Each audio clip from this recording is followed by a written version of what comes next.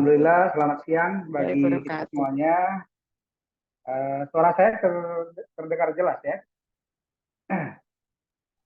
Terdengar, Pak. Eh, Salam sejahtera bagi kita semuanya. Alhamdulillah kalau di sini, kalau jam mungkin sama ya di Medan dengan di Pandeglang ya. Atau ini teman-teman posisinya satu provinsi atau di beda-beda ya, Kang Reza? Di beda-beda, ada yang mungkin lagi kuliah juga di Serang, Pak. Ada yang kuliah di Pandeglang, tapi semuanya hampir domisili di Pandeglang semua, Pak. Oke. Eh, Ngomong-ngomong Pandeglang, sebenarnya kemarin saya tahun lalu ya 2000 sempat saya jalan-jalan ke beberapa desa di ujung kulon, sampai ke beberapa pulau di seberang yang terdampak tsunami. Sedikit banyaknya masih update lah kondisi lapangan beberapa desa di sekitaran Pandeglang. Salam kenal, nama saya Ismail. Nanti saya setelah ini sambil share screen ya. Kelihatan? Kelihatan ya? Sudah kelihatan. Terima kasih buat kawan-kawan semuanya, buat CK, Cendekiawan Kampung ya, apa nih, Foundation ya. Kang Atih atau Kang Fatih yang sudah memberikan kesempatan kepada saya untuk berbagi tentang temanya yang saya terima adalah Community Development for Impactful Life. Uh, Menurut saya ini tema yang sangat berharga ya. Saya sendiri dan kawan-kawan sering sekali mengikuti dulu sejak sejak mahasiswa sampai sekarang, sering sekali mendapatkan momentum-momentum seperti ini harus harus berbayar, harus menunggu di apa, harus menunggu di mendapatkan kesempatan di menjadi perwakilan institusi dan yang lain-lain. Tapi menurut saya teman-teman mendapatkan beasiswa Amanah Bangun Desa ini sebuah sebuah kesempatan yang berharga ya.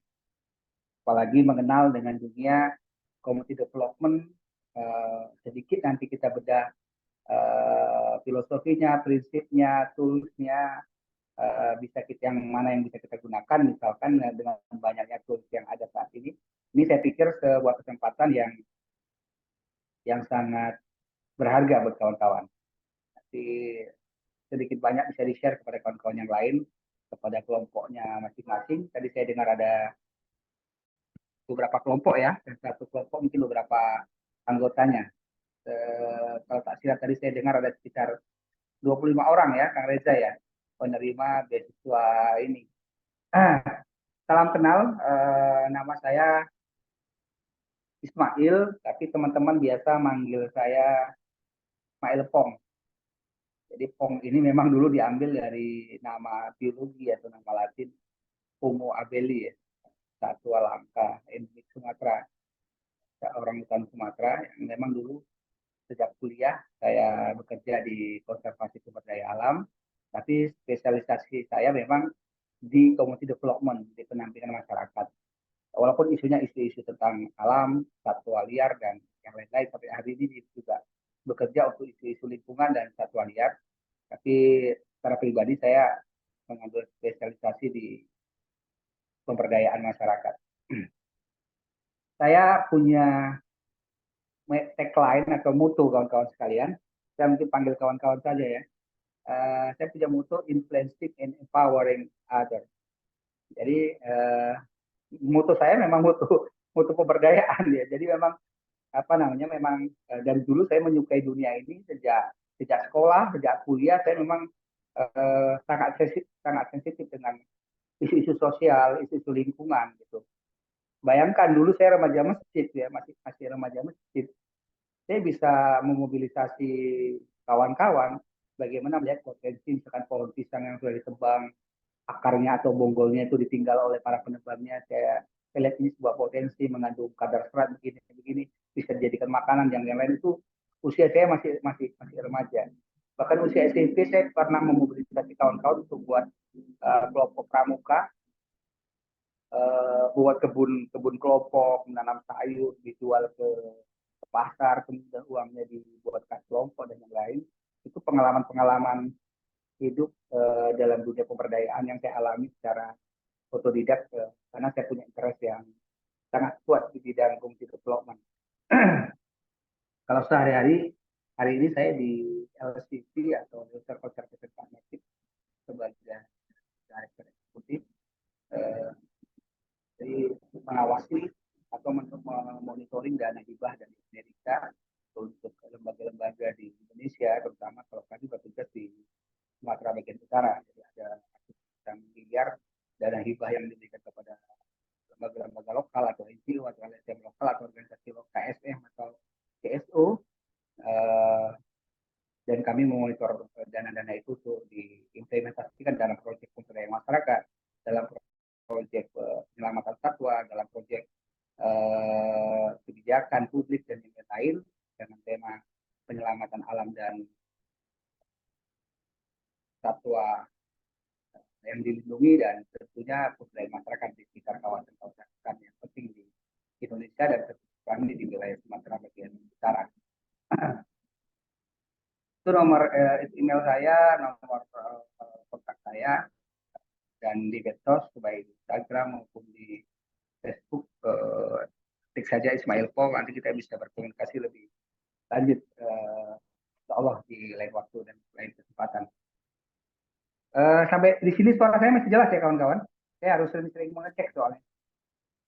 Masih ya? Dengan saya merasa banyak anugerah dan banyak kesempatan yang diberikan saya disebabkan oleh fokus saya di isu-isu sosial, di isu lingkungan, di dunia pemberdayaan. Sampai akhirnya dapat rezeki bersekolah lagi dan bertemu presiden, bertemu menteri dan yang lain-lain. Ini menurut saya adalah bagian dari konsistensi kita, konsistensi saya dalam konteks bekerja fokus di isu lingkungan dan isu sosial. Ini narsis saja lah kawan-kawan ya, mohon maaf. Tapi ini buat motivasi mungkin buat kawan-kawan mahasiswa, betapa kesempatan itu jika kawan-kawan serius menjadi sebuah agen of change, serius menjadi sebuah dan konsisten istiqomah menjadi enabler kalau dikatakan, menjadi agen of change, social change di mana kita tinggal, di mana kita berpijak, itu akan mendapatkan anugerah bagi pribadi kita juga. Bukan hanya memberikan perubahan yang positif di masyarakat, tapi kita sendiri sebagai pelaku pemberdayaan, sebagai agen of change, sebagai agen social change, akan mendapatkan manfaat yang sangat besar. Saya alami itu, dan foto-foto ini bagi saya pribadi adalah kenangan-kenangan anugerah dari apa yang proses yang saya jalani selama ini. Kawan-kawan sekalian, sebelum masuk atau sebelum ngomong soal dunia pemberdayaan masyarakat, Toksa biasa sebut dengan community development, kita mesti sadar dulu, kita mesti aware dulu bahwasannya perubahan itu memang niscaya, ya, masyarakat itu harus berubah, itu niscaya. Bagi yang tidak berubah, maka dia akan tergerus. Siapa yang tidak berubah, maka dia akan tertinggal. Siapa yang tidak akan berubah dalam konteks dan hal apapun, maka sesungguhnya dia akan ketinggalan dengan kemajuan itu sendiri, dengan prestasi dan yang lain-lain sebagainya, dengan harapan yang jauh, tingkat kemapanan, bahkan tingkat ekonomi dan yang lain-lain, kehilangan kesempatan barangkali, karena perubahan dari waktu ke waktu terjadi. Dulu passion masih sangat sederhana, digambar di atas, misalkan, kemudian berubah sangat elegan, sangat modis dan yang lain. Itu sebuah keniscayaan. Di dalamnya ada proses-proses perubahan sosial, dampak dari semua perubahan, misalkan fashion, cara berpakaian orang misalkan. Dulunya yang umur kita masih bayi dan yang lain, kemudian kita berubah menjadi dewasa dan kemudian menjadi tua, itu sebuah keniscayaan. Dan setiap proses perubahan umur misalkan, usia misalkan, itu akan memiliki konsekuensi pendekatan yang berbeda di dalam konstruksi atau struktur sosial yang ada. Mungkin dulu kita masih kanak-kanak, masih bermain, punya teman-teman. Ternyata teman-teman kita adalah teman bermain kita adalah menjadi pasangan hidup kita misalnya. Itu semuanya adalah proses perubahan yang niscaya terjadi. Nah, kenapa perubahan itu harus terjadi? Karena memang sebuah kehidupan itu tidak stagnan, kawan. Dan perubahan-perubahan itu dibutuhkan sebuah inovasi-inovasi agar kehidupan sosial, kehidupan di suatu komunitas, kehidupan di suatu kampung itu menjadi dinamis gitu ya. Dan perubahan itu terjadi pada diri kita. Kawan-kawan hari ini masih kuliah, nanti sebentar lagi akan skripsi misalkan, kemudian akan tamat dan akan masuk ke dunia kerja, dan itu semuanya apa yang kawan-kawan lakukan hari ini terhadap perubahan pribadi akan terjawab nanti kesiapan kawan-kawan menghadapi dunia yang akan kawan-kawan masuki. Jadi investasi terhadap diri pribadi kita hari ini sangat kelihatan nanti hasilnya kawan-kawan kesiapan menghadapi dunia nyata, dunia kerja. Tidak bermaksud sesumbar misalkan. Saya sampai detik ini saya tidak pernah menggunakan ijazah S1 dan S2 saya untuk bekerja. Sama sekali saya tidak pernah menggunakan ijazah itu. Karena memang saya bekerja berdasarkan kompetensi dan network yang saya punya. Gitu. Bahkan ijazah saya pernah lengket itu antara transkrip dengan ijazah. Hampir koyak, nggak bisa dipisahkan keduanya. Karena berapa tahun-tahun nggak pernah saya gunakan. Karena saya sejak kuliah saya berinvestasi pada diri saya untuk mengembangkan skill dan kompetensi saya, dan kemudian saya membangun jejaring sejak saya kuliah. Gitu. Dan itu efeknya luar biasa pada diri saya pribadi hingga saat ini. Nah, itulah kawan-kawan sekalian. Nah, beasiswa ini saya pikir yang kawan-kawan terima atau yang akan diterima, ini sebuah investasi besar dari CK dengan mitra-mitranya kepada diri kawan-kawan, apalagi dengan isu-isu. Sekarang ini kan kurikulumnya apa? Kurikulum Merdeka ya. Whatever lah itu ya, tiap tahun kan berubah-ubah atau tiap pemerintahan berubah-ubah. Kontekstual apa namanya, beasiswa amanah bangun desa. Sekarang ini banyak kan PMDH apalagi itu mahasiswa. Karena saya baik mahasiswa, dosen, saya sering menjadi, bahkan di universitas sebuah institusi saya sering menjadi konsultan untuk merancang desain project atau desain proposal para dosen, komunitas dan organisasi eksternal mahasiswa untuk berkolaborasi. Misalkan mereka mau mengajukan proposal ke Dikti dan yang lain-lainnya, itu sering sekali saya berkolaborasi dengan dosen universitas dan kelompok mahasiswa untuk membuat desain project ya, kemudian dibuat menjadi sebuah proposal yang dikirim kepada potensial mitra. Jadi teman-teman sekalian, teman-teman akan berubah, akan bertransformasi jadi mahasiswa, akan menjadi kelompok profesi nanti suatu saat. Dan dalam perubahan itu, saat hari ini kita tidak berinvestasi yang positif, maka akan perubahan yang akan kita harapkan tentu tidak akan seindah apa yang dibayangkan. Begitu juga dengan desa, dengan komunitas, mereka punya banyak impian, tapi sedikit sekali bukan sedikit sekali, tidak jarang didapati di sebuah desa, di sebuah komunitas, ingin sejahtera, ingin begini, ingin begitu, ingin bersih, tapi tidak ada tindakan membersihkan lokal misalkan. Tidak ada kontradiktif misalkan, ingin kampungnya bersih tapi dia juga secara pribadi masih buang sampah di badan sungai dan yang lain-lain. Itu sebuah attitude yang tidak ada investatif di konteks attitude dan diri mereka. Di situlah pentingnya stakeholder dari luar dalam konteks ini, baik mahasiswa, program, institusi perusahaan, CSR dan yang lain-lain, atau kami CSU atau LSM atau NGO misalkan membuat proyek di beberapa site atau desa atau wilayah tertentu, menjadi stakeholder untuk perubahan itu, untuk inovasi yang kita tawarkan dan yang lain-lain. Nah, kenapa saya agak sedikit lama di persoalan perubahan? Teman-teman saya yakin nanti saat mendesain sebuah konsep program, kemudian dibawa ke ke sebuah komunitas, ke sebuah desa, ke sebuah kampung, ke sebuah entiti masyarakat, pasti itu membawa sesuatu perubahan dan tidak jarang membawa sesuatu value-value baru atau nilai-nilai baru atau inovasi-inovasi baru yang kadang-kadang itu bagi mereka sesuatu yang sangat baru atau bahkan mereka tidak mengenal sama sekali sebelumnya. Nah, eh, perlu kita camkan bagi banyak orang, apalagi di kampung-kampung gitu ya, perubahan bagaikan jatuh ke lubang yang dalam dan harus memanjat keluar. Makanya tidak banyak orang di kampung, orang di desa, di sebuah entitas, sebuah kelompok itu yang menjadi pelopor untuk sebuah perubahan. Ada satu atau dua. Kenapa? Karena yang lainnya menunggu. Karena bagi seseorang atau bagi kelompok untuk berubah menuju kemajuan, dia membutuhkan investasi, investasi waktu, tenaga, pikiran dan yang lain-lain.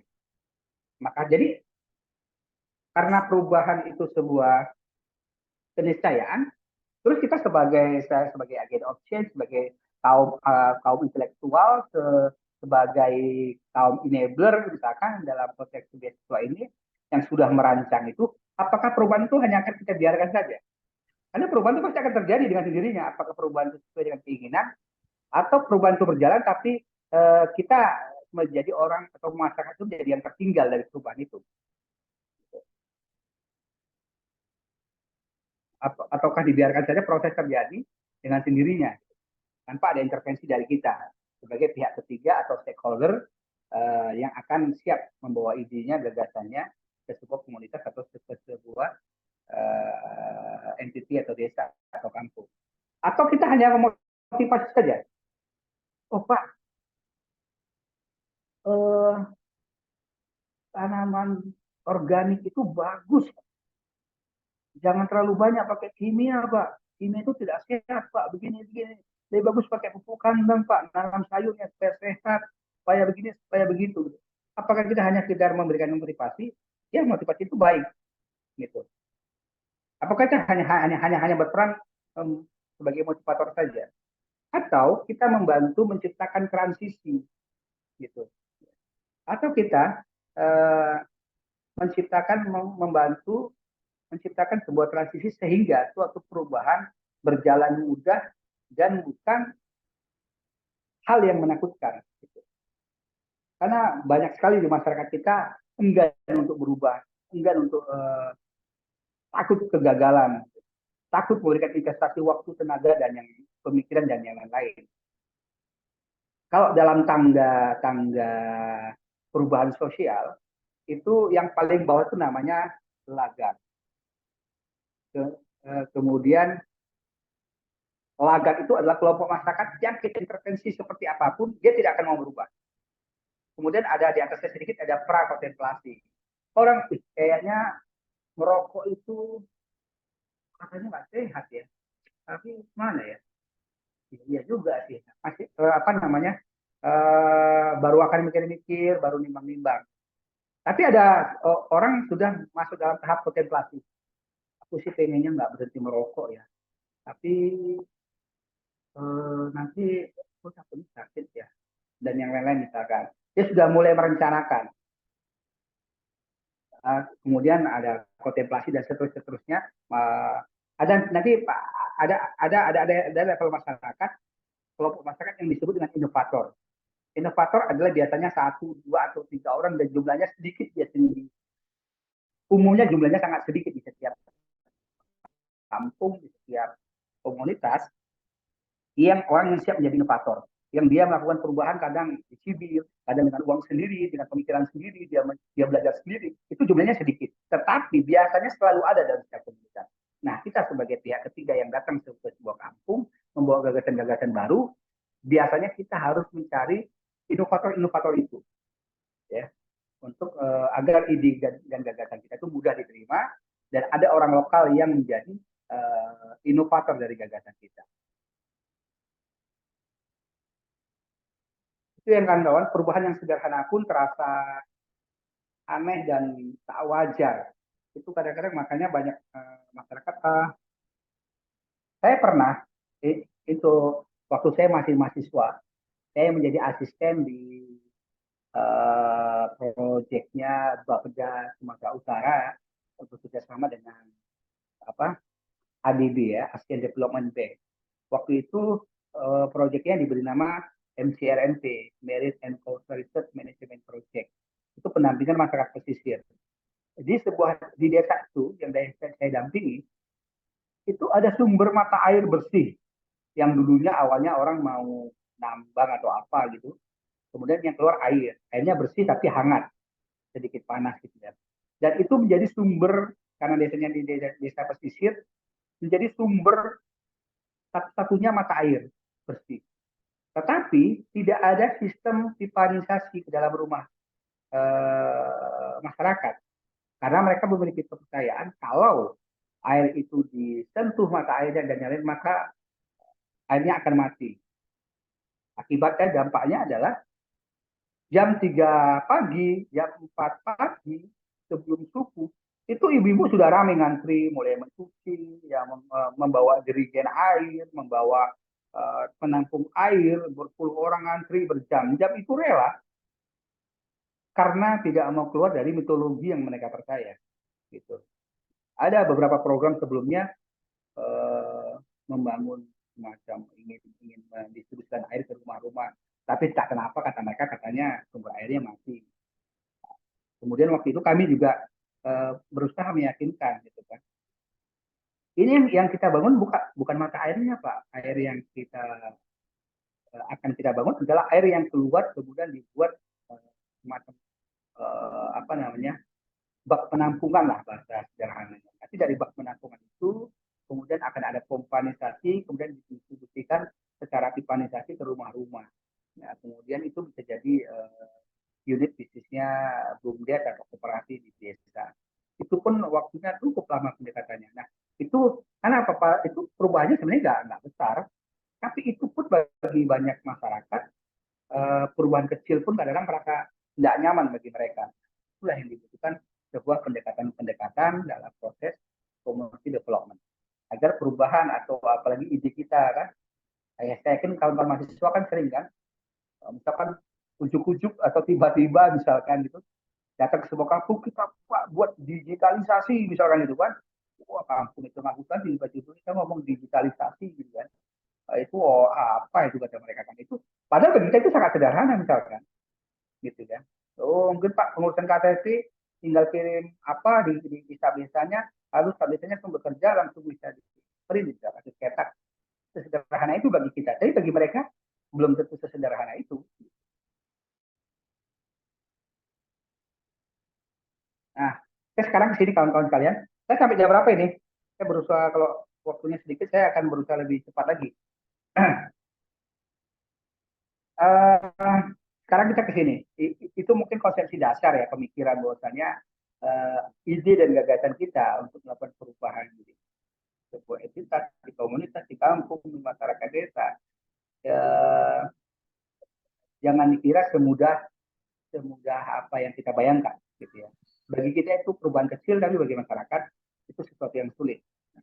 Kemudian dikenal lah ya untuk memberikan transisi pendekatan proses itu agar perubahan-perubahan yang kita tawarkan itu mudah diterima karena itu memang itulah kebutuhan mereka dan mereka memang harus mengarah ke situ supaya mereka lebih sejahtera, lebih mandiri dan yang lain-lain misalkan. Maka ingat saya sih di tahun 70-an istilah community development itu mulai dimunculkan sebuah pendekatan disiplin ilmu dalam proses pembangunan. Ya, karena kan di era-era itu pemerintah Indonesia itu mulai melakukan pembangunan ya, lagi di bidang pendidikan, ekonomi dan yang lain di masa Orde Baru. Istilah community development itu mulai digaungkan menjadi disiplin ilmu dan ditelaah oleh banyak pakar. Kemudian secara teknis muncul tools atau muncul pendekatan-pendekatan dalam praktek-praktek program-program atau proyek-proyek community development. Kalau kita community development berarti ada kata community, ada kata development atau biasa disebut kita komdes secara lazimnya.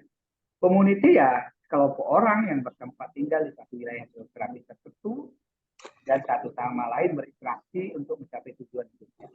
Saya pikir itu kita dua lazim.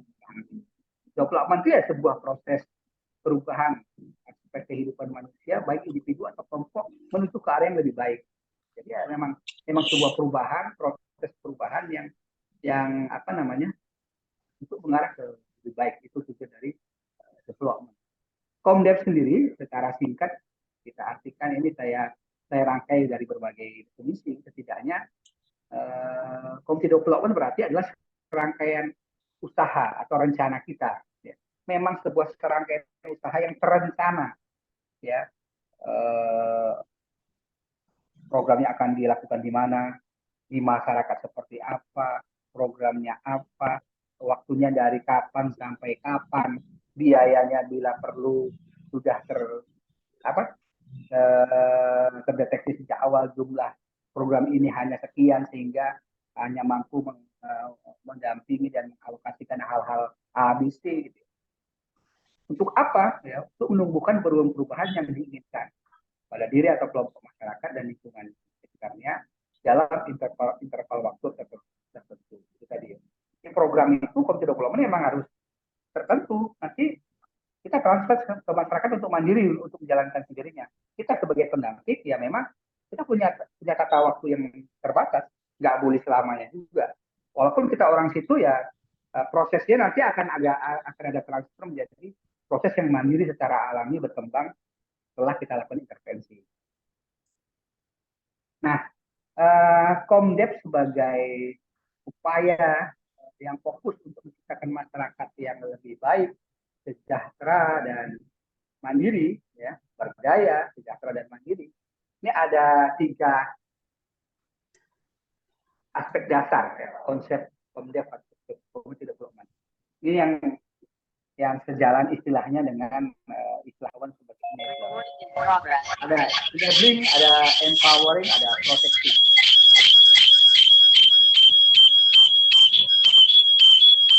Halo, ini siapa ya?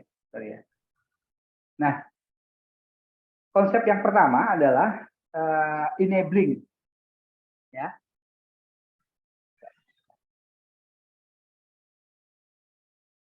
Ya, enabling itu bagaimana kita atau kawan-kawan berkelompok ya sebagai stakeholder di masyarakat untuk menciptakan suatu situasi yang produktif, ya. Pengkondisian lah artinya ya. Pengkondisian yang situasi yang produktif dan konstruktif agar masyarakat dapat berkembang. Jadi ada pengkondisian, tidak ujuk-ujuk kita datang, yuk Pak, kita bikin kincir air untuk listrik gitu kan. Nah, tapi biasanya sudah ada masuk PLN gitu kan, ujung-ujung kita ngomong kincir air untuk listrik. Terus listriknya untuk apa? Apakah penerangan atau yang lain misalkan? Pak, kami datang Pak untuk membantu desa ini membangun bank sampah. Memang kita sudah hitung masyarakat ada berapa kakak, jenis sampah yang diproduksi oleh masyarakat lokal dan sekitarnya apa saja misalkan. Terus kalau bank sampah itu manfaatnya apa, hasilnya apa gitu. Kita nggak bisa begitu, kita harus ada pengkondisian. Pengkondisian itu dalam rangka isu, ya, memberikan motivasi, memberikan pengetahuan, gitu.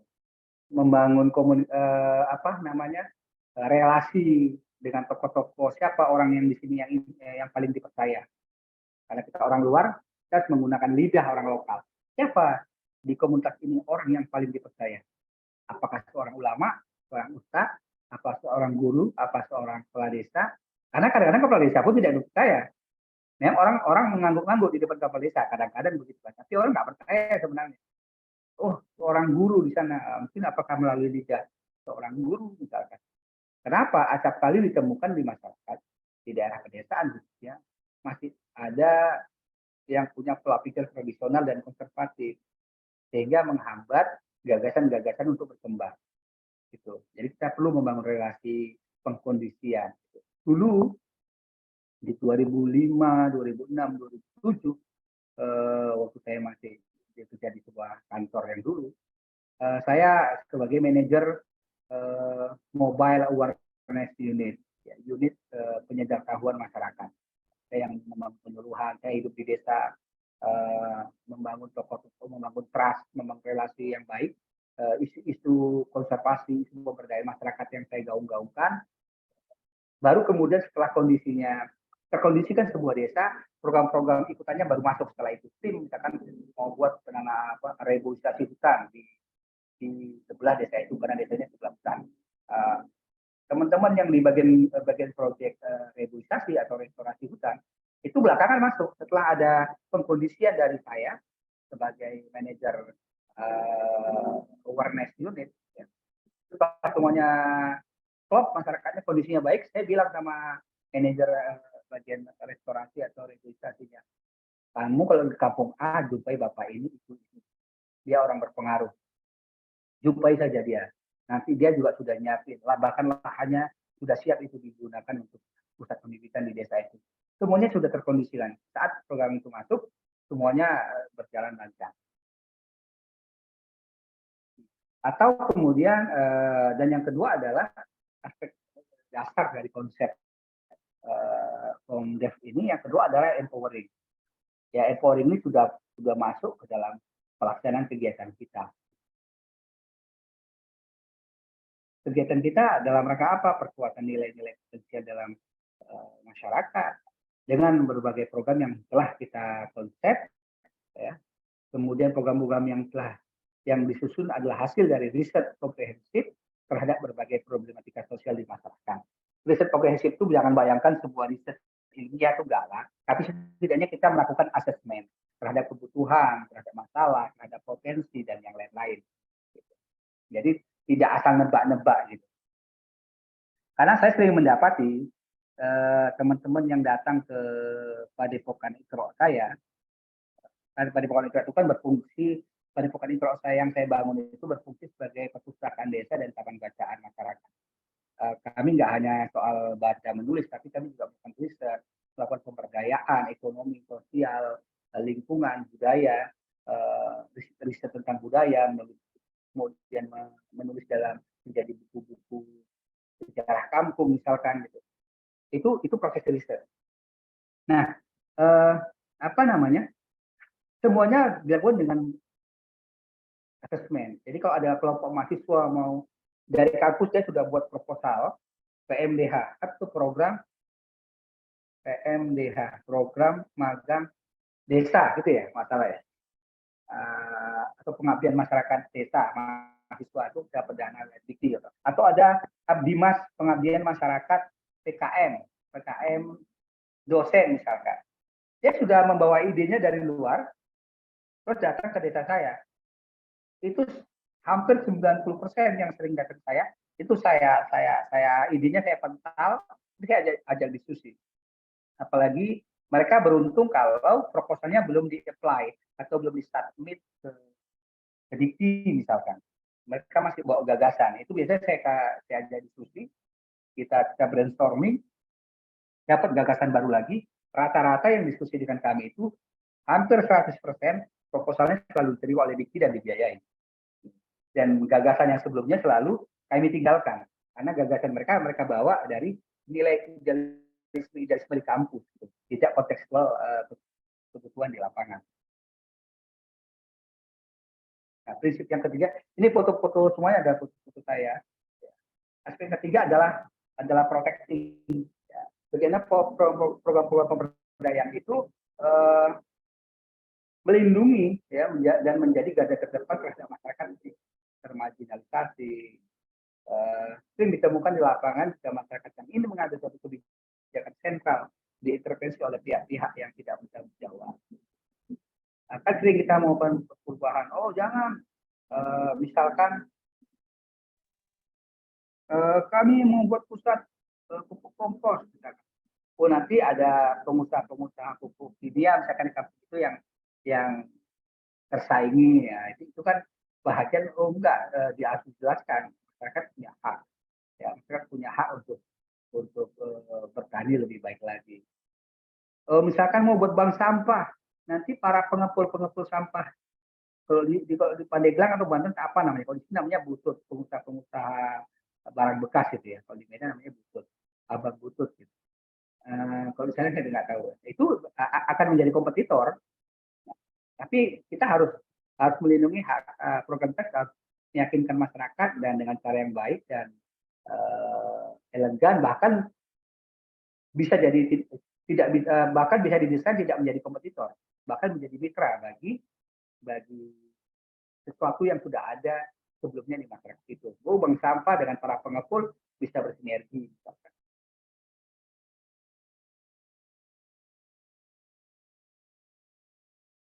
Nah, Komdev itu, kalau tadi kan aspeknya ya, aspek dasarnya. Sekarang karakternya. Karakter itu ada 3. Kalau nggak punya karakter ini ya mungkin proyek biasa atau program biasa. Yang pertama karakternya adalah community based, berbasis masyarakat. Gitu. Oh, program kami adalah membangun pertanian organik di kampung A, gitu.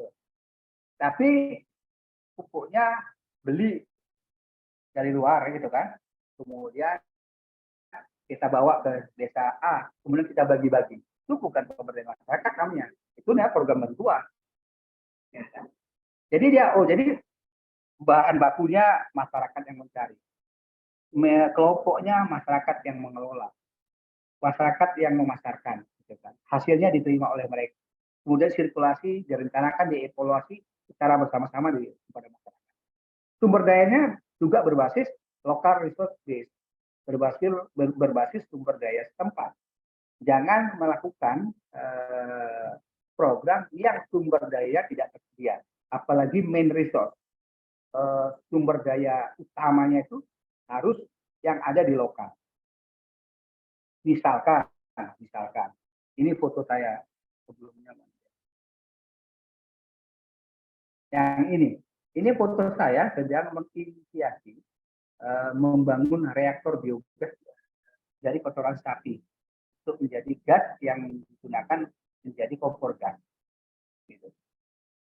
Otomatis sapinya kan harus ada di rumah itu, harus ada di kampung itu. Kalau sapinya sudah tidak ada, gimana kita idenya membuat energi terbarukan yang ramah lingkungan, biogas misalkan. Sumber daya memang ada. Apalagi berkelanjutan, sustainable. Jadi berkelanjutan itu ya punya nilai-nilai ramah lingkungan, punya nilai ekonomi, punya nilai apalagi sosial dan nilai lain.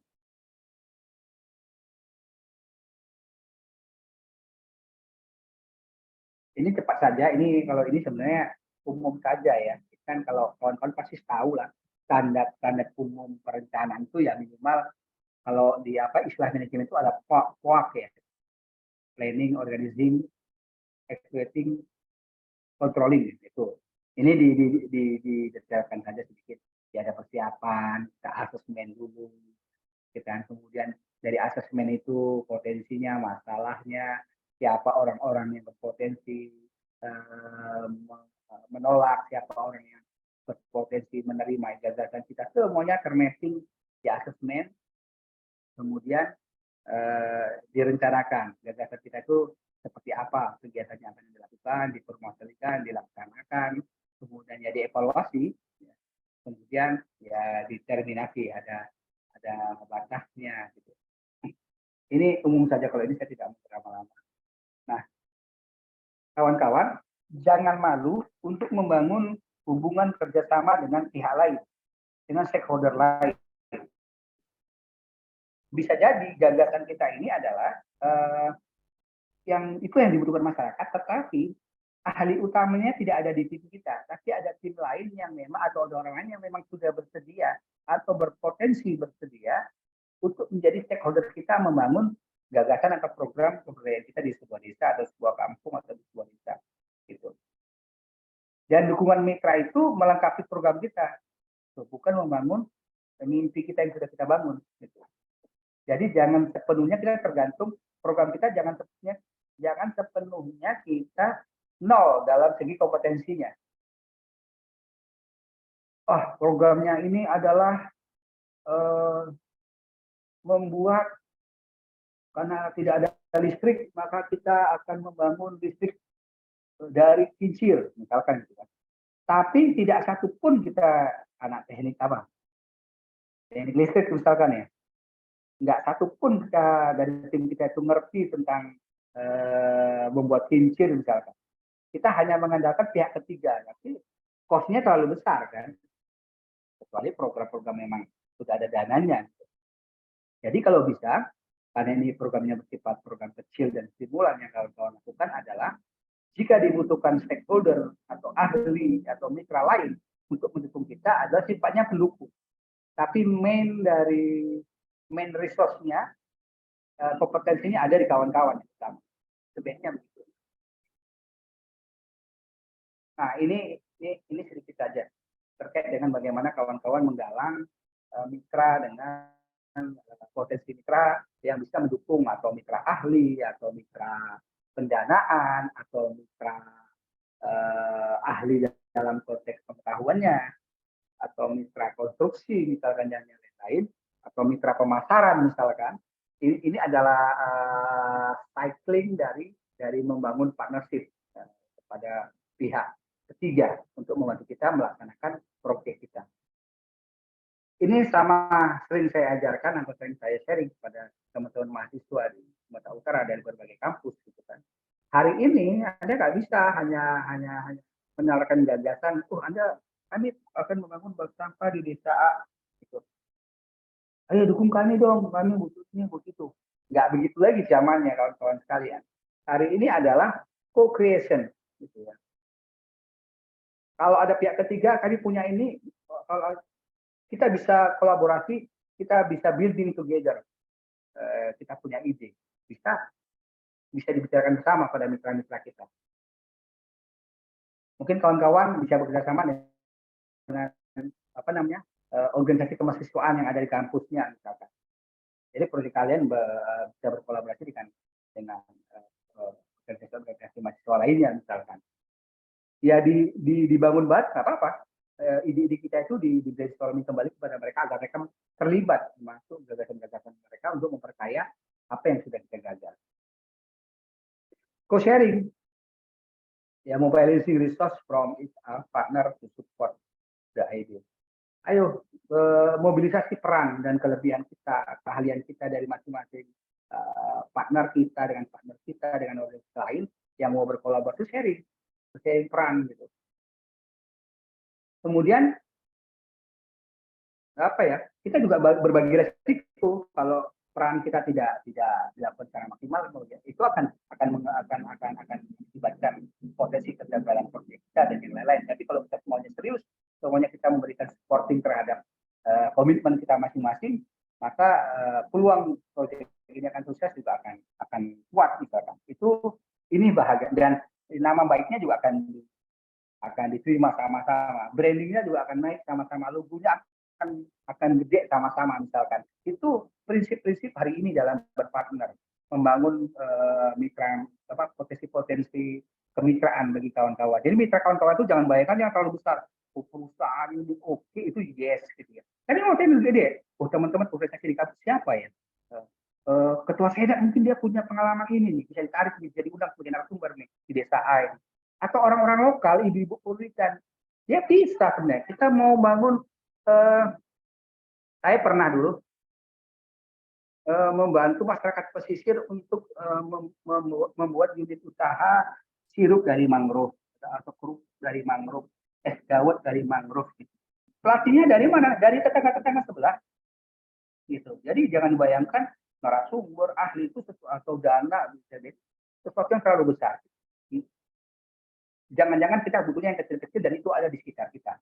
Dan berikan mereka ruang untuk berkreasi, berbagi peran, bahkan mendapatkan benefit sama baik, track record, rekam jejak bersama kita di dalam program kita itu.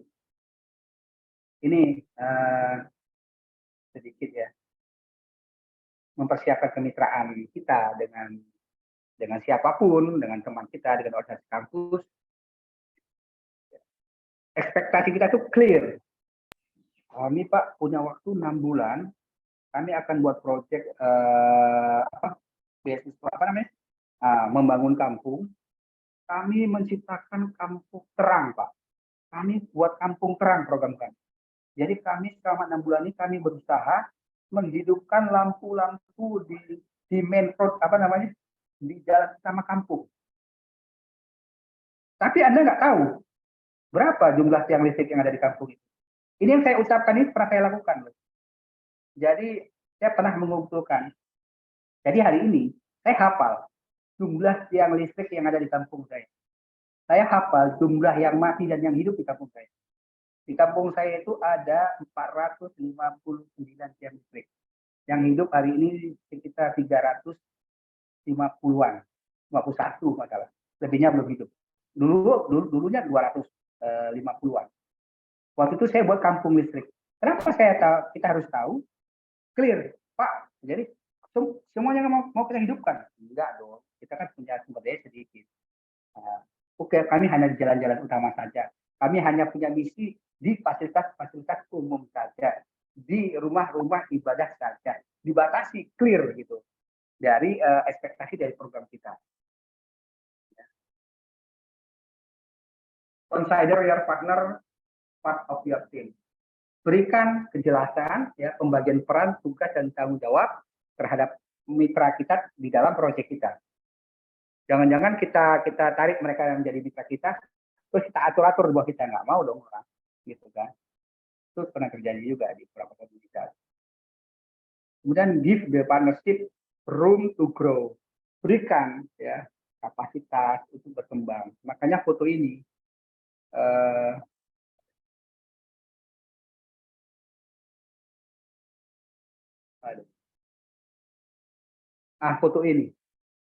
foto ini nama lembaganya LP2IM, lembaga LP pengabdian penelitian mahasiswa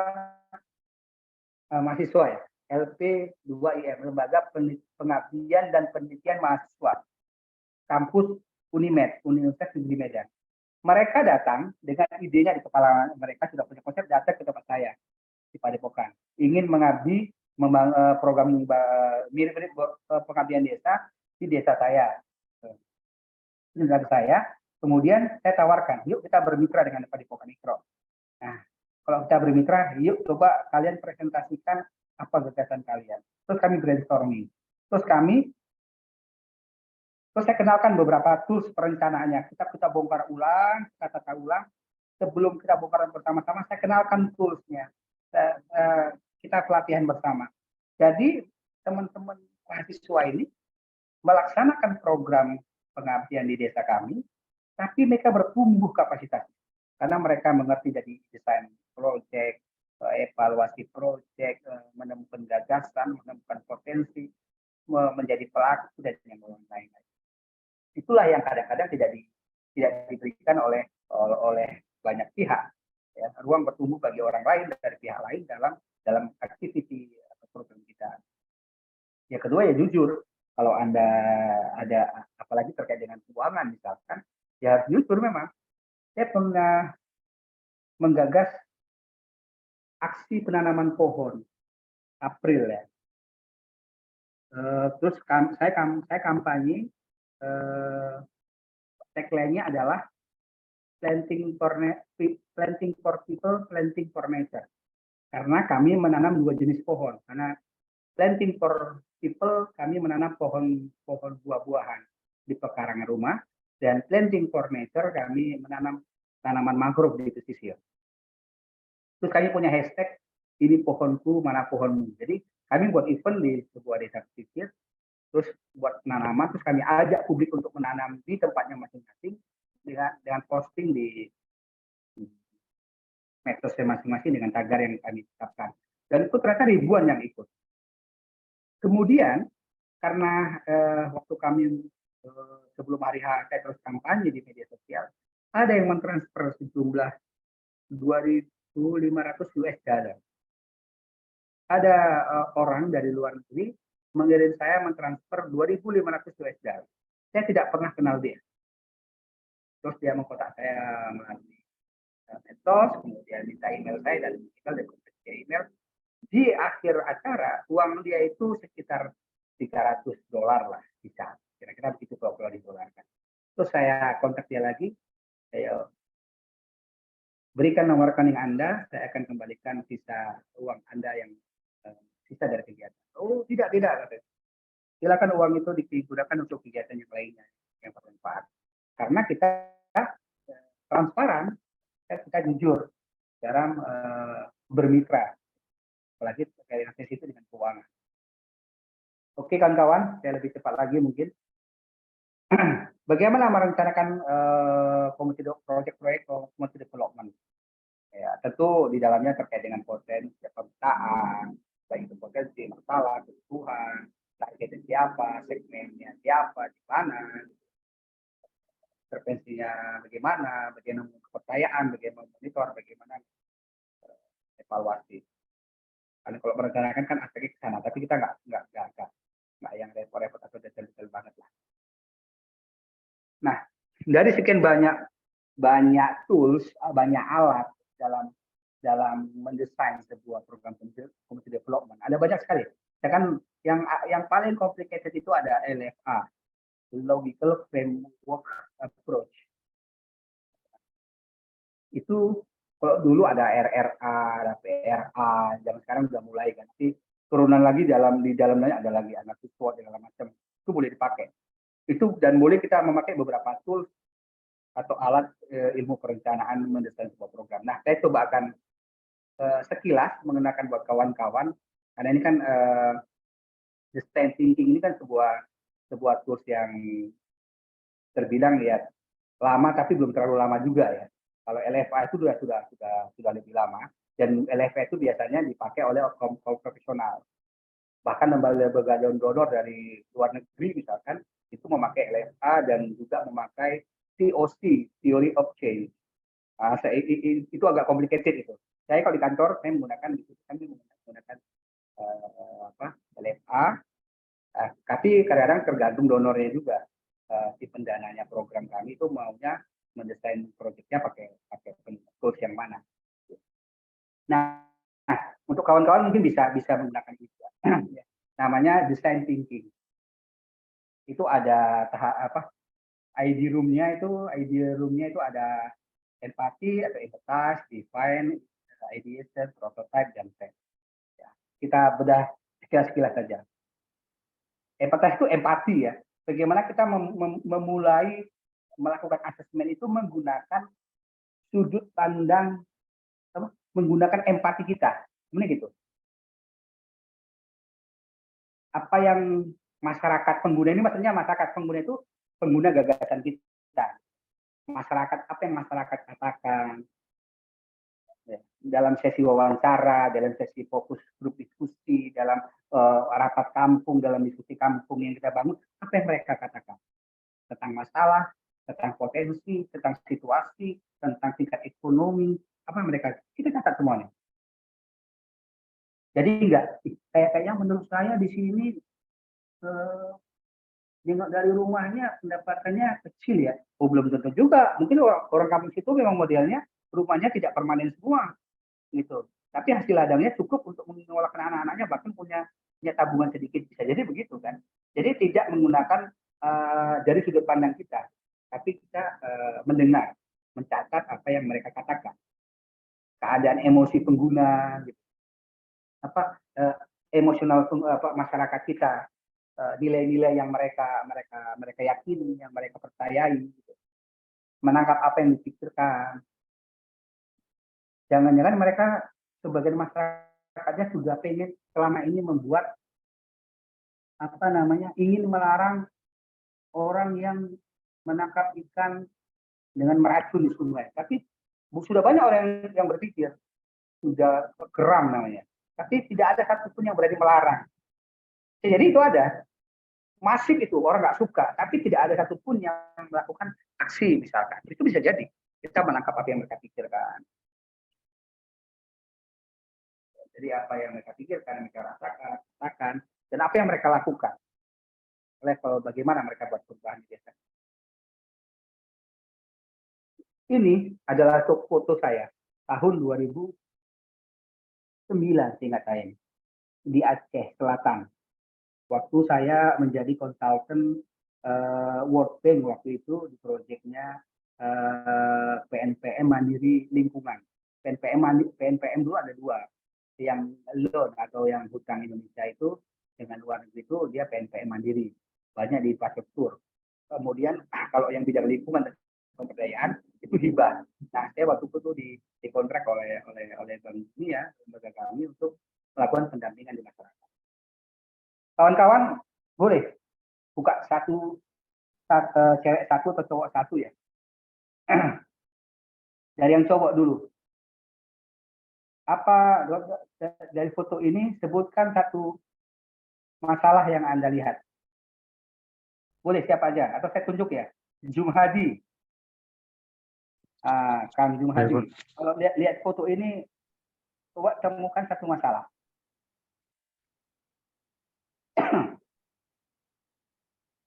Ekonomi, Pak. Permasalahan ekonomi. Kita lihat ada masalah ekonomi. Oke. Satu lagi.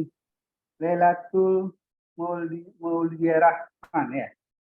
Kalau lihat foto ini, apa potensi yang Anda lihat? Permasalahannya ada di pendidikan sih Pak ini kayaknya. Saya tanya potensinya. Dari foto ini potensi. Anda menangkap potensi apa yang Anda lihat?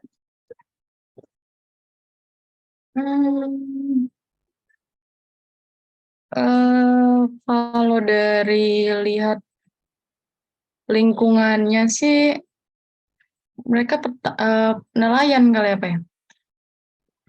Boleh Jadi apa aja. Tapi dari hasil lautnya. Sekilas dari foto ini, Anda menemukan potensi apa kira-kira? Tadi siapa? Si Jumhadi menemukan ada masalah ekonomi nih kayaknya. Nah, ini Anda potensi. Apa potensi? Potensinya dari sumber daya masyarakat sekitar. Ada sumber daya masyarakat. Satu lagi dah kalau gitu. Siapa ya? Moderator lagi datanya, moderator. Kang Reza.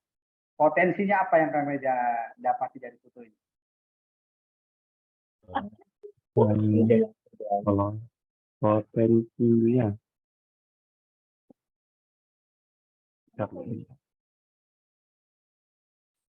Oh baik ya.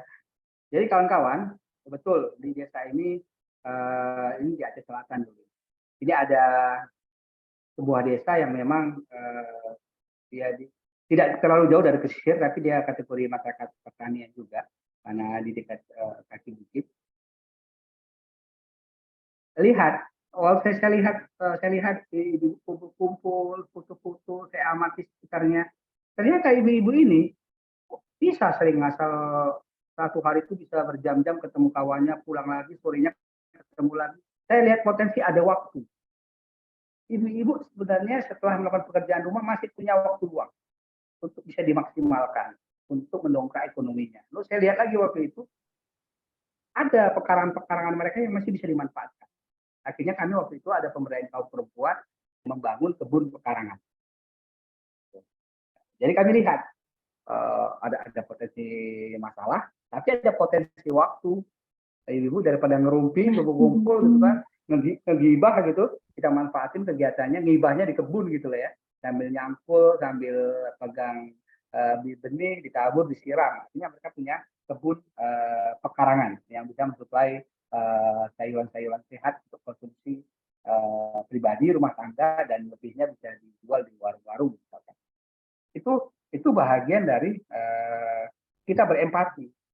Nah gitu. Jadi kan empati itu kan secara sederhana gitu ya. Kalau aku lah jadi mereka, aku punya waktu luang apa yang harus aku lakukan? Gitu. Suamiku ekonominya rendah, kalau aku jadi istrinya, apa yang harus aku lakukan? Nah itu empati namanya. Kita menjadi mereka.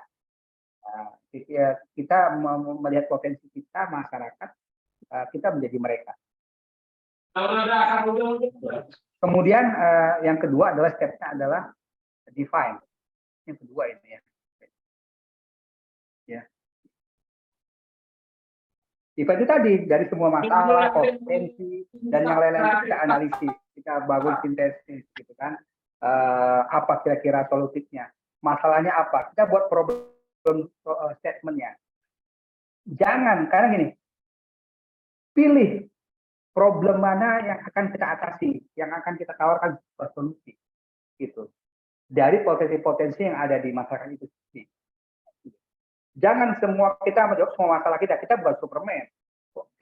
Kita bukan sebuah corporate yang punya dana banyak. Jadi dari sekian banyak masalah, pilih satu yang paling kita bisa berikan solusi. Dan itu sesuai dengan resource kita, itu sesuai dengan resource ya pengetahuan kita, kapasitas kita, pendanaan kita, tata waktu kita, semua harus yang sesuai. Bisa jadi bukan permasalahan yang paling besar yang kita atasi. Yang kita atasi adalah masalah-masalah kecilnya. Bisa jadi nggak apa-apa, fokus. Gitu. Bagaimana kita membangun, mendefine proyek kita di awal, bisa digunakan dengan point of view dan how might we, gitu kan. Apa itu? Adalah pernyataan masalah yang mempunyai makna dan dapat ditindaklanjuti yang memungkinkan Anda membuat ide dengan cara berorientasi tujuan. Jadi point of view-nya ini. Contoh. Ini point of view dan how might we. Misalkan ini. Anda melihat ada anak dengan penyandang, ini contoh ya. Anda melihat bahwa anak dengan penyandang tunanetra, sama-sama tidak baca, ya, mempunyai kecenderungan tidak keluar kelas. Kita tengok nih, ada anak berkebutuhan khusus tunanetra, dia cenderung nggak keluar kelas dan sulit bersosialisasi dengan teman-teman sebayanya di sekolah. Kemudian pertanyaan yang bisa memandunya adalah, ya, mandu kita adalah memicu gagasan kita. Bagaimana? Nah, ini kita tengok nih, di kampung itu ada anak disabilitas. Di sekolah dia kok jarang, sulit dia ketemu, takut dia ke keluar kelas kalau lagi jam istirahat misalkan. Pertanyaannya, bagaimana membuat jalan di depan kelas lebih aksesibel bagi siswa penyandang tunanetra sehingga bisa memudahkan mereka untuk bersosialisasi. Misalkan. Proyeknya bisa jadi membuat kayak ubin ya, kan ada tuh ya standar yang untuk jalan-jalan trotoar yang untuk para penyandang tunanetra atau disabilitas, misalkan menggunakan petunjuk itu. Itu kan tidak, kita menemukan itu nggak tiba-tiba muncul di kepala kita, tapi karena kita bagaimana ya agar si anak ini bisa jalan keluar kelas, kemudian dia bisa memakan waktu istirahat dan bisa nyaman dia keluar kelas, balik lagi ke kelas dengan temannya. Itu kan pertanyaan bagaimana kita menjadikan mungkin melihat sesuatu fenomena, kita jadikan mungkin gagasan kita itu bisa memunculkan gagasan dengan cara pertanyaan begitu. Yang ketiga adalah ideation. Ya, ini adalah tahap di mana kita menyaring sejumlah opsi gagasan, karena bisa jadi tim kita itu buat ini, buat itu, buat ini begini, banyak sekali. Kita brainstorming, ya. Kita telah sama-sama, kita pilih, kita ukur, kita timbang, mana yang paling kita punya kapasitas dengan durasi waktu program kita, dengan pendanaan yang bisa jadi kita punya, stakeholder yang kita bisa mendukung kita, potensi mana yang bisa kita jadikan program. Nah, itu bisa kita pilih. Sampai akhirnya terpilihlah satu ide dan itu akan dijadikan sebuah gagasan program pemberdayaan. Nah, cara memilihnya itu simpelnya ya begitu. Mana yang paling rasional? Kan gitu kan? Mana yang paling bisa memberikan manfaat? Gitu kan? Mana yang paling disukai? Sehingga memudahkan orang untuk mengadopsi atau menerima ide kita. Mana yang dalam jangka panjang masyarakat juga bisa secara mandiri, manfaatnya bisa terus ada. Ini beberapa kriteria dalam kita memilih ide kita dalam brainstorming kepada kawan-kawan kita, pada tim kita. Yang keempat, kalau di pendekatan lain ya udah didesain, yuk kita lakukan gitu. Nah, kalau di sini bisa dilakukan dengan membangun simulasi, ya. Membangun simulasi agar saat masyarakat itu dilaksanakan, memastikan ada apa? Tidak ada kesalahan kita melaksanakan programnya. Apalagi misalkan kita membangun program apa ya misalkan ya, sistem ini misalkan lah yang kekinian, membangun sistem pertanian menggunakan IoT misalkan, Internet of Things itu lagi banyak juga di desa-desa program pemberdayaan menggunakan IoT. Jangan-jangan nanti ya. Mohon izin waktunya 5 menit lagi Pak. Oke. Ini 5 ini selesai. Kalau sebisa mungkin kita bangun prototipe kecil. Prototipe kecil itu bukan berarti fisik. Kalau kegiatannya dia event ya, event itu bisa disimulasikan di antara tim kita juga. Agar saat masyarakat itu menghadiri kegiatan kita dalam event, proyek kita mungkin betulnya event ya, bukan pembangunan fisik walaupun kecil misalkan. Itu bisa disimulasikan di perencanaan. Orang masuknya dari pintu mana, duduknya di mana, nanti distribusi konsumsi dari siapa dan dari mana dan di waktu kapan di mana duduk para pelatihnya, terus setiap jam berapa, masyarakat keluarnya dari mana supaya tidak bertumpukan, agar parkirnya kendaraan aman, parkirnya di sebelah mana, siapa yang menjaga parkir, masyarakat yang datang menghadiri pelatihan kita misalkan, itu sebuah prototipe juga. Tapi jangan membuang waktu terlalu lama dalam membuat prototipe, warna segera dan dibuktikan. Ketika Anda membuat prototipe, pasti ingat adalah tujuan Anda dalam membuat prototipe. Saya sedang membuat prototipe menguji suatu pelaksanaan dan seterusnya. Ya singkat saja. Nah, yang kelima ya dites. Ya tadi ada prototipenya kita tes tadi. Itu sudah saya jelaskan juga kan. Kata John Issy, it's very easy to be different, but very difficult to be better. Kita buat sesuatu yang beda, sebenarnya lebih gampang itu. Kita membuat satu hal yang berbeda itu lebih gampang, tapi kemudian lebih sulit untuk mana yang lebih baik. Nggak harus beda-beda amat. Oh, kita modifikasi sedikit dari yang orang lain lakukan, ya nggak apa-apa juga. Tapi kita ya pastikan apa yang kita bangun, apa yang kita laksanakan bersama masyarakat di desa itu memiliki kemanfaatan yang lebih, misalkan. Nggak hanya soal beda-beda doang, kita harus beda dong, Ya kalau sama juga nggak ada masalah, toh masyarakatnya juga berbeda kok.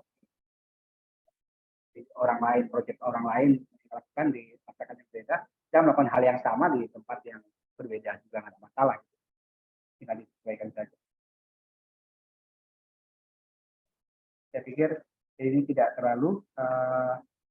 Sekali lagi terima kasih buat kawan-kawan sekalian. Mungkin bisa ada pertanyaan atau diskusi, silahkan. Yang jelas nanti saat masyarakat kawan-kawan hidup di desa membawa gagasannya, kalau Anda hanya cakap-cakap saja kata orang Medan, gitu. People will forget what you said. Itu akan angin lalu aja apa yang kita sampaikan. People will forget what you did. Kita lakukan dengan tim Anda juga orang mudah lupa. Tapi kalau Anda membuat mereka itu merasakan, oh iya, itu memang harus saya, masyarakat sini, kami, orang kampung sini memang harus membangun ini. Harusnya kami, bukan Anda ini.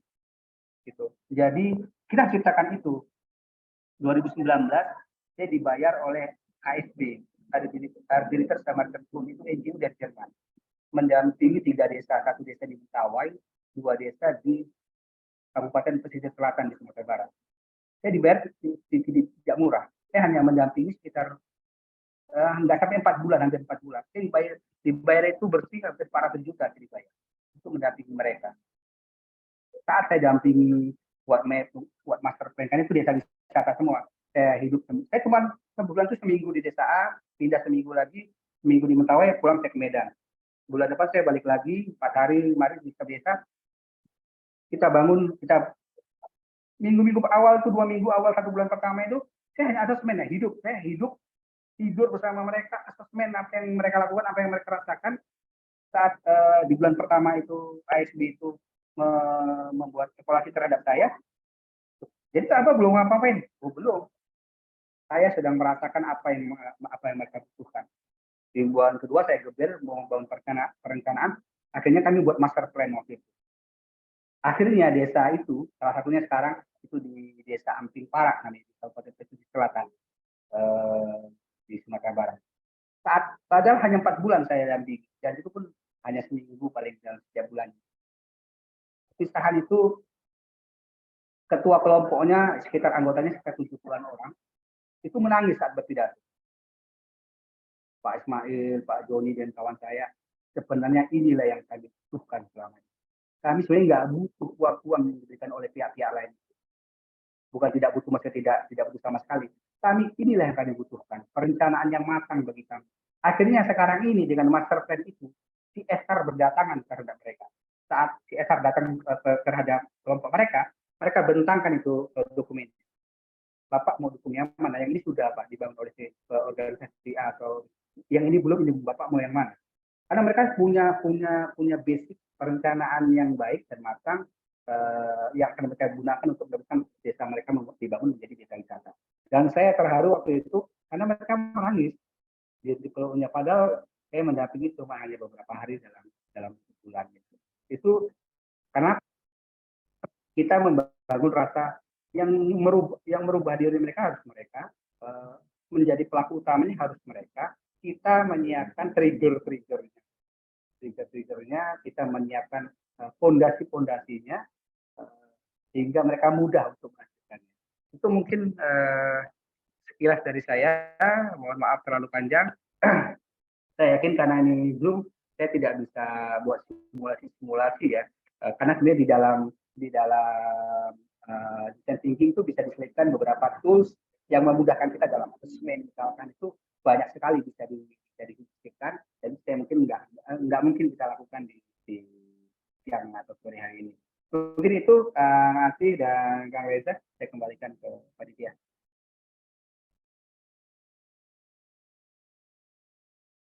Iya, alhamdulillah ya. Terima kasih kepada Pak Ismail yang telah menyampaikan materi yang sungguh luar biasa untuk persiapan kita ke depannya mengenai gimana mungkin gambaran gimana kita untuk mengaplikasikan penerapan apa yang kita ide atau gagasan kita ke desa. Oke, mungkin agar menambah ilmu pengetahuan atau agar lebih berkesan lagi, kita tambah ya ada sesi tanya jawab yang mungkin teman-teman masih penasaran nih tentang materi-materi yang tadi sudah disampaikan.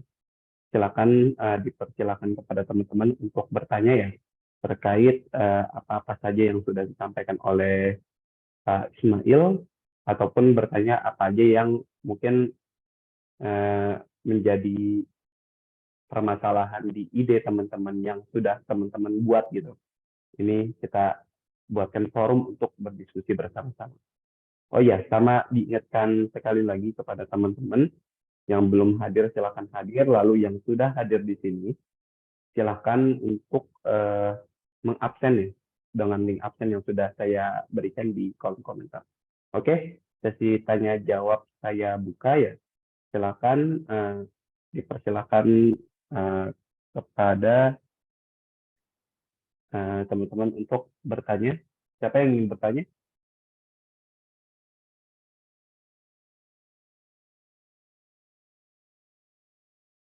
Oke, ada yang tunjuk tangan nih. Oke, dari Saudara Jumhadi. Oke, dipersilakan mungkin kepada Saudara Jumhadi untuk bertanya.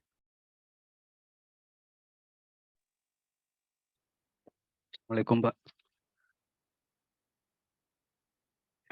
Izin bertanya Pak. Tadi dari materi Bapak dari beberapa statement yang Bapak sampaikan, saya menangkap beberapa hal.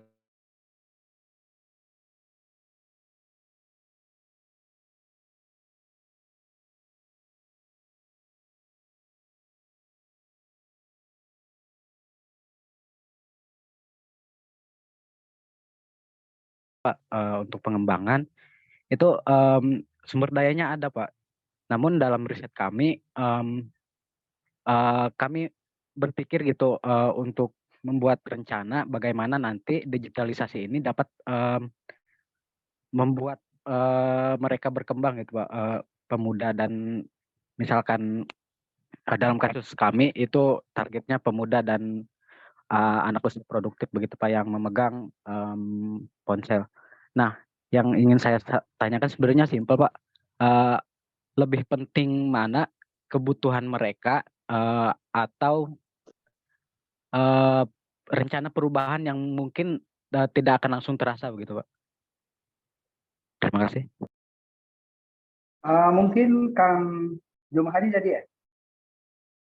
Iya Pak. Nah, mungkin bisa sharing sedikit lagi tuh Pak. Lebih clear, maksudnya lebih clear. Rencana kawan-kawan tadi yang sudah mulai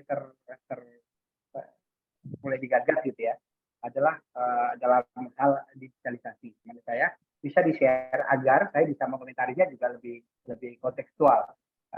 Digitalisasinya dalam hal apa, gitu kan? Tadi sumber dayanya yang tersedia sumber daya apa misalkan, kondisi internetnya ada di kampus itu. Anak-anak mudanya juga sudah melek IT misalkan atau yang lain.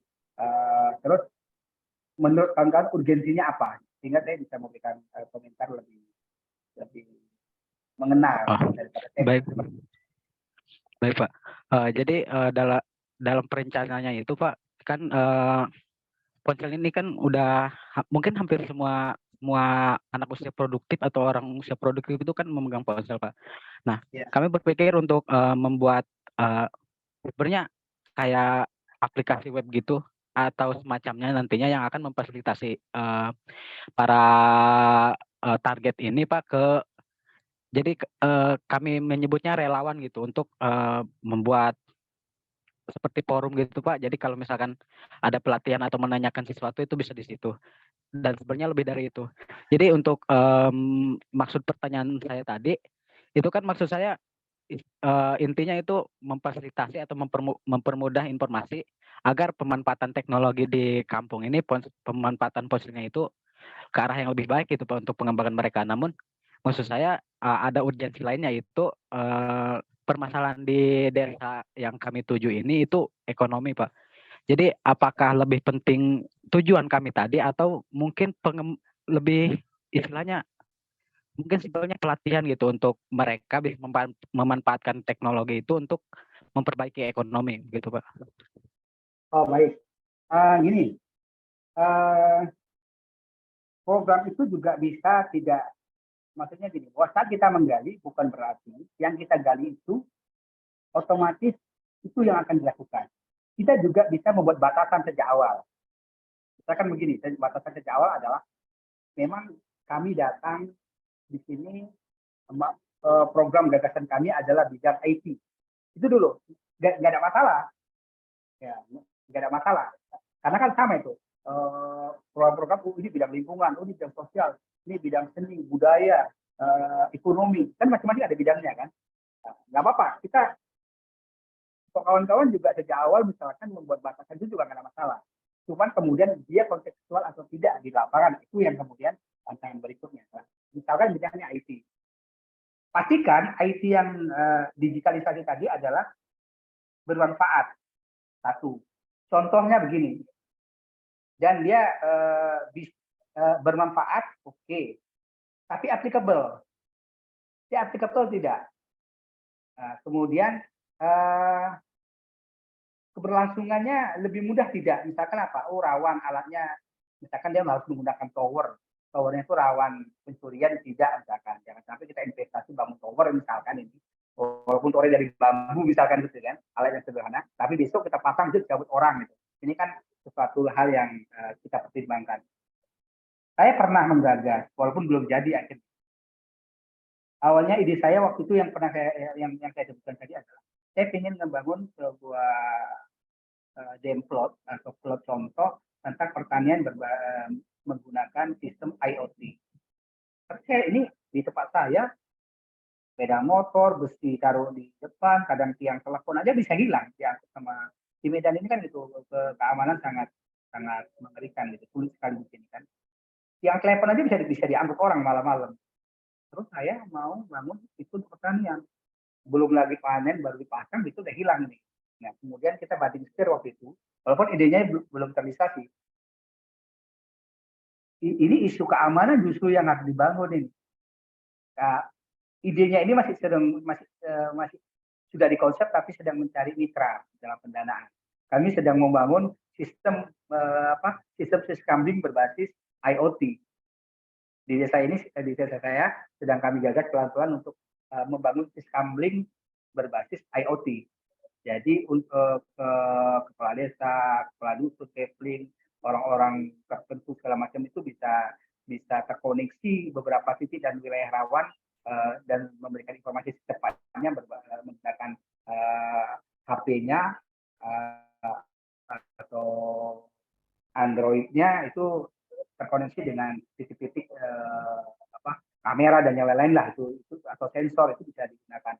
Itu sedang dalam proses. Nah, maksud saya adalah saat kita kayak tadi misalkan ini untuk ruangan orang berdiskusi. Apakah kemudian ruangan berdiskusi itu dibutuhkan melalui ruang digital? Atau dia misalkan ruang digitalnya adalah ruang digital untuk apa namanya ya? Jangan sampai gini. Prinsipnya adalah jangan sampai yang kita bangun bukan sesuatu yang menambah nilai dan menambah manfaat atau menambah ke nilai lebih dari apa yang secara konvensional atau tradisional itu dijalankan masyarakat. Kayak tadi misalkan ada pengumuman gitu. Apakah hanya untuk menyebarkan pengumuman antara pemerintahan desa dengan masyarakatnya lebih efektif pakai yang sekarang ini atau dengan berbasis digital atau web gitu. Atau webnya ini dibangun untuk membangun website desa, itu mungkin penting gitu kan. Mungkin desanya belum punya web sehingga dibangunkan agar desanya bisa terkoneksi dengan dunia luar lebih cepat misalkan. Jadi pemilihan digital ini nggak salah, tapi pemilihan isunya yang kemudian itu bisa tepat dan tidak tepat gitu.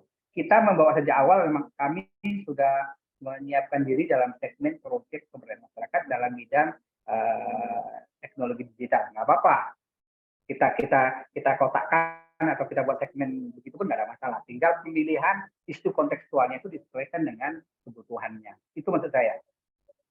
Yang lain? Terima kasih, Pak. Dan pastikan koneksi internet ada di situ. Nah, itu salah satunya dalam segmen kan. Kita bangun digital tapi nggak ada koneksi internet kan nggak bisa. Harus diadakan tower, harus ada ini terlalu mahal. Yang lain? Silakan kalau masih ada. Oke. Gimana, Jum Hadi? Cukup, Bang. Alhamdulillah. Oke, cukup ya. Oke, silakan mungkin bagi yang lain yang ingin menyampaikan pertanyaannya ataupun mungkin kendala-kendala nanti atau gambaran kendalanya gitu dengan apa yang telah disampaikan oleh pemateri hari ini atau pemateri yang lalu, pasti kan ada gambaran ataupun ada permasalahan yang mungkin akan timbul gitu nanti saat Mungkin, kalian terjun. Kang Reza nggak bertanya pun nggak apa-apa sebenarnya, tapi sharing gagasannya apa sehingga kita bisa diskusi gagasan masing-masing kelompok misalkan gitu. Oh alah, boleh sih Pak. Tapi Kalau masih ada waktu. Saya ada yang mau ditanyakan ini. Boleh nggak saya bertanya? Oh, ini jeruk makan jeruk namanya nih.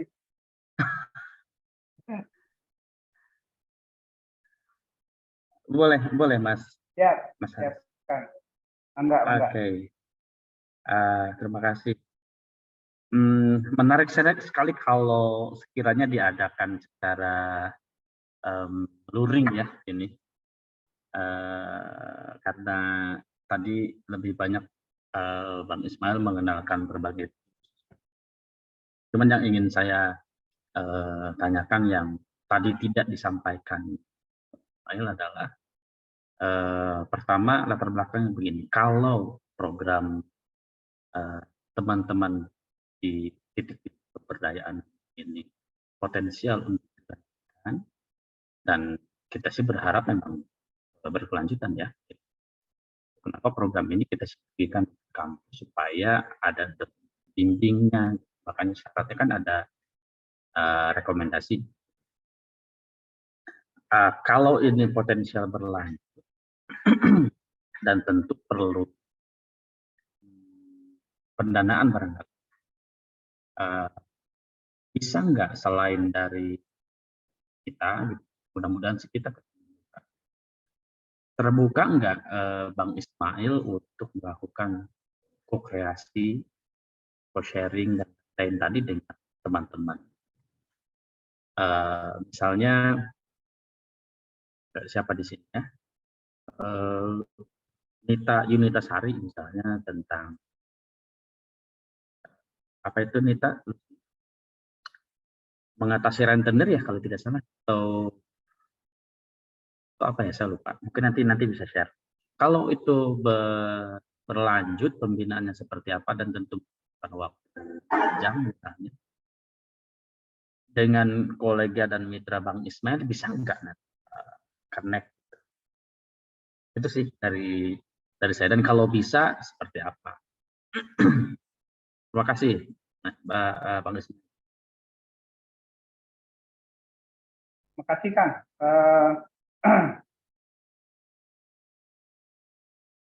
Prinsipnya kan begini, sebelum ke situ ya. Nanti pasti dari proyek-proyek, dari sekian proyek dilakukan, biasanya itu ada satu atau dua yang sepertinya potensial di scaling up, gitu ya. Biasa gitu, kalau dalam proses tergering, nanti dia di scaling up. Scaling up-nya juga biasanya masih membangun fondasi-fondasinya. Misalkan begini. Jadi apa? Misalkan tadi membangun isunya adalah mengatasi rentenir, misalkan ya. Rentenir, isunya. Oh, di sana rentenir ini banyak sekali masyarakat terjerat rentenir, terbelenggu. Solusi proyeknya adalah membangun koperasi, misalkan. Kan gitu, misalkan ya. Membangun koperasi. Nah, nanti di dalam proyek ini bisa jadi karena waktunya terbatas, dia masih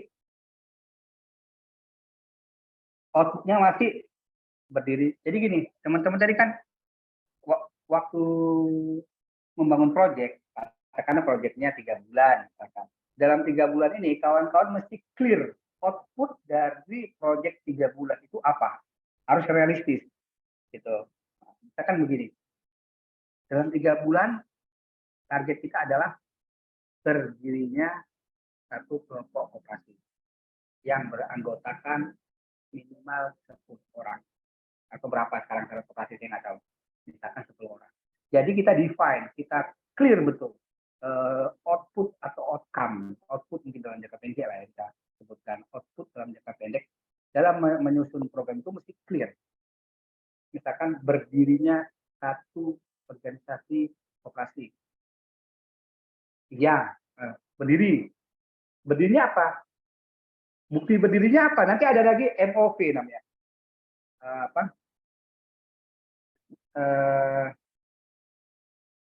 Verifikasinya apa dia berdiri? Oh, sudah ada SK dari kepala desa, pemerintahan desa.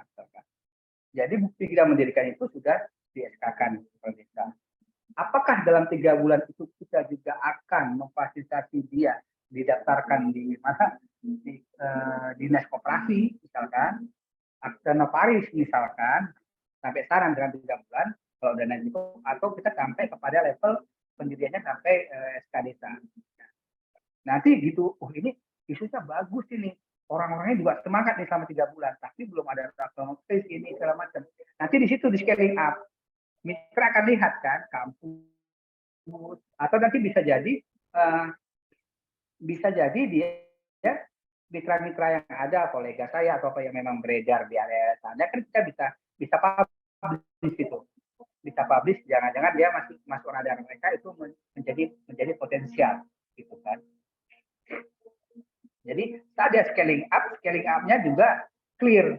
Oh, masyarakatnya sudah terbentuk jadi koperasi, wadahnya sudah terbentuk, tapi masih SK desa, belum ada terdaftar terregister di dinas koperasi, kelompoknya belum punya akte notaris dan yang lain-lain. Nah, gitu. Jadi scaling up-nya dan pembinaan sesudahnya, ya naik lagi grade-nya. Oh, sudah punya rencana usaha, sudah punya iuran anggotanya sudah mulai ada. Bidangnya apa? Apakah bidangnya simpan pinjam? Nanti tidak lagi kan?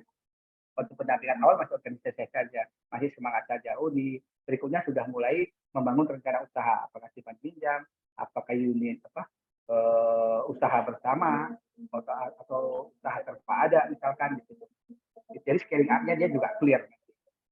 Jadi kampus atau pihak ketiga atau calon partnership yang lainnya melihat, oh ini tidak dari nol ini. Kalau mau disupport ini atau kami mau join ini, dia lebih tertarik yang tidak dari nol kembali. Gitu. Sejauh apakah mungkin atau tidak mungkin, saya pikir semua hal mungkin ya Kang ya. Saat kita publis proyek-proyek ini, saya yakin nanti akan dibaca oleh publik kan, akan dibaca oleh siapa saja yang itu bisa jadi potensi bagi calon-calon pendukung. Mungkin itu Kang. Ya, terima kasih. Ya.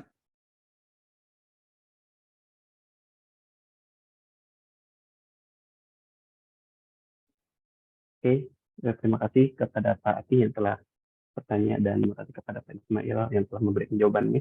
Dari teman-teman yang lain nih, mungkin ini pertanyaan terakhir lah.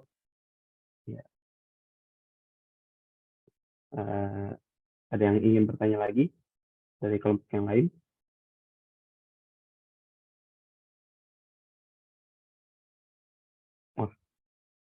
Atau ada yang mau sharing gitu, tapi satu orang terakhir untuk sharing gagasannya gitu, biar mungkin Pak Ismail ya selaku praktisi lah yang ibaratnya sudah pernah terjun langsung bisa mungkin memberikan saran terkait apa yang akan dilakukan nantinya. Silakan, ada yang diinginkan dari teman-teman?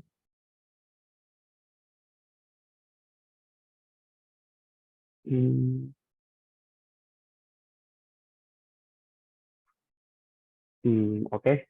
Sepertinya udah nggak ada yang ingin bertanya nih Pak. Kayaknya udah pada paham mungkin. Gimana Pak?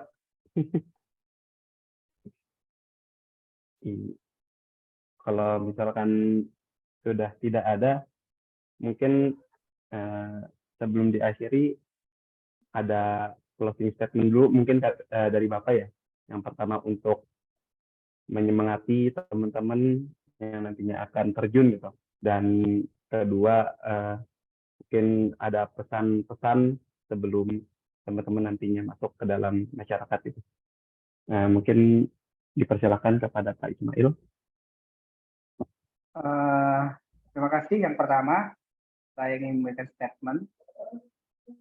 Teman-teman yang menerima beasiswa ini, menurut saya ini kesempatan yang sangat-sangat berharga sekali. Yang jarang ada beasiswa, maksudnya mungkin beasiswa SPP doang kali ya, umumnya ya, SPP atau biaya kuliah. Tapi ini bukan selangkah di depan ini, 10 langkah di depan ini, di kawan kampung. Saya sebenarnya tinggal nunggu momentum. Saya ya mirip-mirip begini juga lah, tapi saya sedang menyiapkan dana pribadi saya sebenarnya. Suatu saat saya akan memberikan macam grant ya, macam grant dana hibah kepada ide-ide anak-anak muda yang cocok untuk diaplikasikan di masyarakat gitu. Ini sedang digagas oleh tim saya dan kawan-kawan. Waktunya kita belum menetapkan kapan. Ini berharga sekali buat menguji coba ide-ide kawan-kawan, apakah itu applicable atau kemudian bermanfaat atau tidak bermanfaat. Dan yakin ide yang baik itu pasti bermanfaat. Itu aja. Ide yang baik pasti bermanfaat. Tinggal efektif atau tidak efektif. Tepat sasaran atau tidak tepat sasaran. Nah, itulah dalam perencanaan, dalam wawasan-wawasan kita membangun sebuah desain project, itu yang akan membuat itu semuanya lebih efektif atau tidak efektif, bermanfaat atau tidak bermanfaat, itu letaknya di sana. Tepat atau tidak tepat itu letaknya di sana. Tapi bermanfaat pasti bermanfaat. Karena itu idenya ide baik. Yang terakhir, saya ingin bercerita singkat saja. Di tempat saya, itu sejak 3 generasi itu ada satu dusun atau satu lingkungan itu pengrajin tape singkong semuanya. Juga 3 generasi. Tapi tidak satu pun dari 3 generasi itu yang memikirkan buat next product dari tape singkong. sudah 3 generasi loh, bahkan ini akan generasi keempat. Tidak ada satupun yang berpikir what next product dari sapi singkong. Akhirnya Padepokan Ikro memberanikan diri 2 tahun yang lalu, asesmen, peluang-peluangnya apa segala macam, sehingga setahun yang lalu kita memproduksi dengan tim kita, dibantu dengan PLN waktu itu. Dana CSR-nya PLN, ide itu dilayangkan dan diterima, ternyata kami memproduksi ibu-ibu yang dampingan dari Padepokan Ikro di tempat saya, itu ada produk baru namanya bakpia sapi. Jadi ada added value dari sapi singkong menjadi bakpia sapi yang nilainya lebih tinggi. Sapi singkongnya tetap berproduksi. Proyek baru dari kami adalah melahirkan produk turunan dari sapi singkong menjadi bakpia sapi. Dan nilai ekonominya lebih besar. Bahannya ada di masyarakat. Itu yang saya sebutkan tadi. Bahannya ada di masyarakat. Namanya makanan pasti bisa dimakan. Tinggal lagi enak atau tidak enak, tahan lama atau sebentar, itu kan tinggal prosesnya. Bisa dimakan, pasti bisa dimakan, orang tapi bisa dimakan gitu. Jadi teman-teman, apapun potensi yang ada di masyarakat dan kawan-kawan, ambil satu desain, kemudian lakukanlah. Jadi pendekatan itu bisa jadi masalah, tapi era sekarang orang sering atau para pelaku konten sudah mulai meninggalkan perspektif dari masalah. Karena itu kita lihat masalah, energi kita dalam artian kan udah capek kita. Aduh, apa solusinya? Ini banyak kali masalah sempung ini. Tapi perspektif yang baru sekarang adalah apa potensi yang ada di situ, start dari potensinya dan dibesarkan. Itu mungkin.